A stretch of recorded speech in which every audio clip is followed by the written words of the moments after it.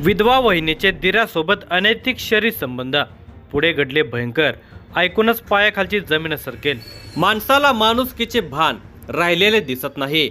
नीतिनियम आणि विधिनिषेधांना बाजूला सारून हे लोक निर्णय घेतात, ज्यामुळे पुढे अनेक अनर्थ घडतात. काही वेळा तर एखादा चांगला निर्णयही पुढे पश्चाताप करायला लावतो. असेच काहीसे पुण्यामध्ये घडले. येथे एका कष्टकरी महिलेच्या पतीचे निधन झाले. पदरामध्ये 3 मुले होते. त्यात तरुण वय, त्यामुळे पुढचे आयुष्य जगायचे कसे हा प्रश्नच होता. त्यात तिला तिचा देर दत्तानेच आधार दिला.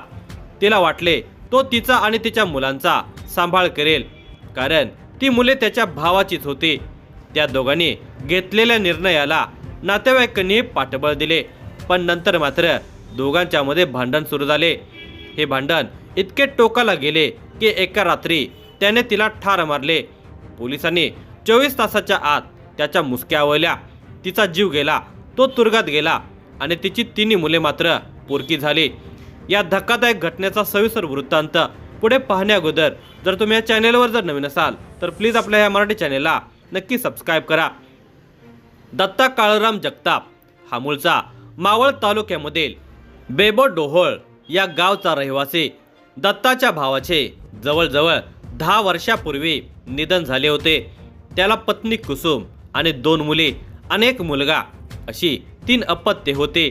पतीचे निधन झाल्याने कुसुम एकटी पडलेली होते. मुळातच परिस्थिती गरीब, त्यात पदरामध्ये 3 मुले असल्याने तिच्यासमोर मोठे संकट उभे राहिलेले होते.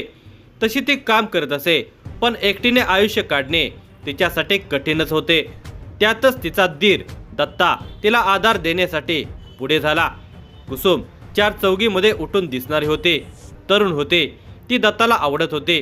तिलाही दत्ताचा आधार वाटल्यामुळे दोघांचे सूत जुळले आणि ते एक झाले. दीर भावजाईचे नाते संपले आणि ते पती पत्नी सारखे राहू लागले. दोघे मौज मजेमध्ये दिवस घालवू लागले. ते लग्न न करता लिव्ह इन रिलेशनशिपमध्ये राहत होते. हे त्यांच्या सर्व पै पाहुण्यांना माहिती होते. ते दोघेही एकत्रित दारू सुद्धा प्यायचे, हे सुद्धा आजूबाजूच्या शेजारी मंडळींना माहिती होते. दरम्यान कुसुमने 3ही मुले आपल्या बहिणीजवळ ठेवली होते. त्यामुळे दत्ता आणि कुसुम या दोघांचा राजा राणीचा संसार सुरू झालेला होता. दोघे येथील नदीला जाऊन मासे पकडत असेत.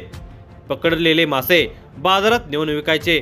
त्यातून मिळणाऱ्या पैशातून ते आपली उपजीविका करत होते.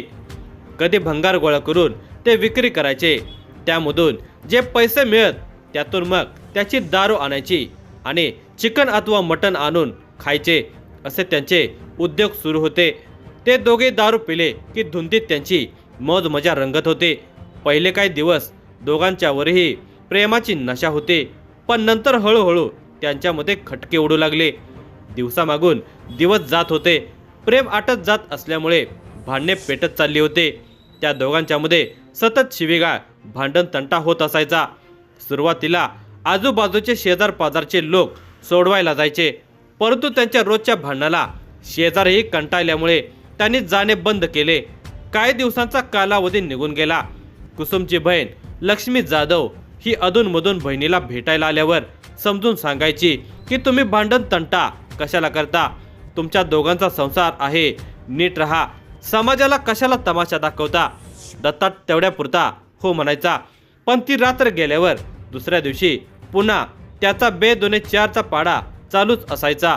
नुकत्याच झालेल्या संक्रांती दरम्यान कुसुम आणि दत्ताची अशीच किरकोळ कारणावरून भांडणे झाली. दत्ताने तिला शिवीगाळ केली आणि मारहाण केली. त्याने मारहाण केल्याने कुसुमला राग आला. ती चिडून बेबोडोहोळ वरून आपली बहीण लक्ष्मी जाधवच्या घरी माळुंगे येथे आली. तेथे येऊन 4-5 दिवस ती राहिली. त्यानंतर तिची समजूत काढण्यासाठी दत्ता आला आणि तेथेच राहू लागला. आता तो तिच्यासोबत तेथेच नदीमध्ये पासे पकडायला जाऊ लागला. तसेच तेथे भंगारही गोळा करू लागला. तो घराजवळ असलेल्या आंब्याच्या झाडाखाली झोपत होता.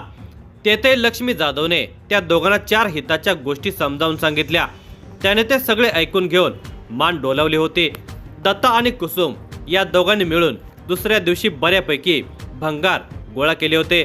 ते भंगार कुसुमने दत्ताच्या परस्पर 1500 रुपयाला विकले होते. हे लक्षात येताच दत्ताने कुसुमला विचारले की भंगाराचे किती पैसे आले, परंतु कुसुमने त्याला काहीच प्रतिसाद दिला नाही. ती काहीच बोलली नसल्याचा त्याला राग आला, पण त्याने रागावर नियंत्रण ठेवले. तो दिवस तसाच गेला. दुसरा दिवस उजाडला. दिनांक 16 जानेवारी 2026चा तो दिवस होता. तो दिवस असाच गेला. साधारणपणे रात्रीचे 9 वाजण्याचा सुमार झालेला असावा. दत्ता आणि कुसुम हे घरासमोरील आंब्याच्या झाडाखाली दारू पिऊन बसले होते. दोघेही नशेमध्ये होते. त्यावेळी बोलता बोलता दत्ताने कुसुमला विचारले, भंगाराचे किती पैसे आले होते, मला माझ्या वाट्याचे पैसे दे, असे तो म्हणू लागला. पण तिने काहीच उत्तर दिले नाही. तेव्हा मात्र दत्ता चिडला. तो तिच्याशी वाद घालू लागला, पण ती काय त्याला जुमानत नव्हते. तो दारूच्या नशेमध्ये शिवीगाळ करू लागला.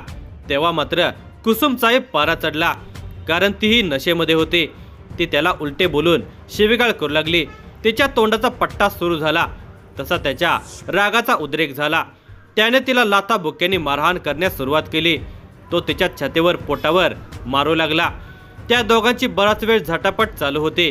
लक्ष्मी जाधव हिच्या घराशेजारी कुसुमच्या आत्याची मुलगी विमल किसन वाघमारे ही राहत होते. ती भांडणे सोडवायला तेथे आली होती, परंतु तेथे बाजूला पडलेली एक काठी दत्ताने उचलली आणि त्या काठीने तो कुसुमला मारायला सुरुवात केली. दत्ताने रागाच्या भरामध्ये 4 ते 5 फटके कुसुमला मारले. तशी ती खाली कोसळली, कारण डोक्यावर आणि मानेवर झालेल्या माराने ती घायाळ झालेली होती. तर तिचा बचाव करण्यासाठी आलेल्या विमल दत्ताला हाताने धरू लागल्याने विमलच्या हाताच्या बोटाला आणि पूर्ण करंगळीला दुखापत झाल्यामुळे ती घराकडे निघून गेली. दरम्यान दत्ताने एक दगड उचलला आणि दगडाने मारण्यास सुरुवात केली. या माराने कुसुम बेशुद्ध पडली. तिला तेथे सोडून दत्ता रात्रीच कोठेतरी निघून गेला. दुसऱ्या दिवशी सकाळी रमेश जाधव हा आंब्याच्या झाडाखाली गेला. तेथे कुसुम एकटी पडली होती. तिच्या शरीराची हालचाल पूर्णपणे मंदावली होती. त्यामुळे तेथे आजूबाजूचे लोक जमू लागले. तेथे शेजारी राहणाऱ्या एका इसमाने बावधन पोलीस स्टेशनला फोन करून हा सगळा प्रकार कळवला. बावधन पोलिसांनी घटनास्थळी भेट दिली आणि रुग्णवाहिका बोलावून मृतदेह शवविच्छेदनासाठी हॉस्पिटलमध्ये नेण्यात आला. त्यावेळी प्रत्यक्ष साक्षीदार म्हणून विमल किसन वाघमारे यांची रितसर फिर्याद नोंदवून घेण्यात आली. विमलाबाईकडे सहाय्यक पोलीस निरीक्षक ज्योती तांबे यांनी सविस्तर माहिती विचारून गुन्हा दाखल करून घेतला. घटनास्थळी बावधन पोलीस स्टेशनचे वरिष्ठ पोलीस निरीक्षक अनिल विभूते यांनी आपल्या सहकाऱ्यांच्यासह घटनास्थळी भेट दिली. कुसुमच्या मृत्यूला कारणीभूत ठरलेल्या दत्ताला 24 तासांच्या आतच जेरबंद करून ताब्यात घेण्यात आले आणि त्याच्याकडे कसून चौकशी केली असता त्याने गुन्ह्याची कबुली दिली. दत्ता जगतापच्या विरोधात गुन्हा रजिस्टर नंबर 22/2026 भारतीय न्याय संहिता कलम 103, 115(2), 118(2), 352, महाराष्ट्र पोलीस कायदा कलम 37(1) र गुन्हा नोंदवण्यात आला. या गुन्ह्याचा तपास पिंपरी चिंचवडचे पोलीस आयुक्त विनय कुमार चौबे, सहआयुक्त शशिकांत महावरकर, अपर पोलीस आयुक्त सारंग आव्हाड, DCP विशाल गायकवाड, सहाय्यक पोलीस आयुक्त बाळासाहेब कोपनर यांच्या मार्गदर्शनाखाली वरिष्ठ पोलीस निरीक्षक अनिल विभूते, पोलीस निरीक्षक गुन्हे शाखेचे भास्कर कदम, महिला सहाय्यक पोलीस निरीक्षक ज्योती तांबे, सहाय्यक पोलीस निरीक्षक अशोक डोंगरे, बालाजी ठाकूर आणि इतर सहकाऱ्यांनी या घटनेचा यशस्वीरित्या तपास पूर्ण केला.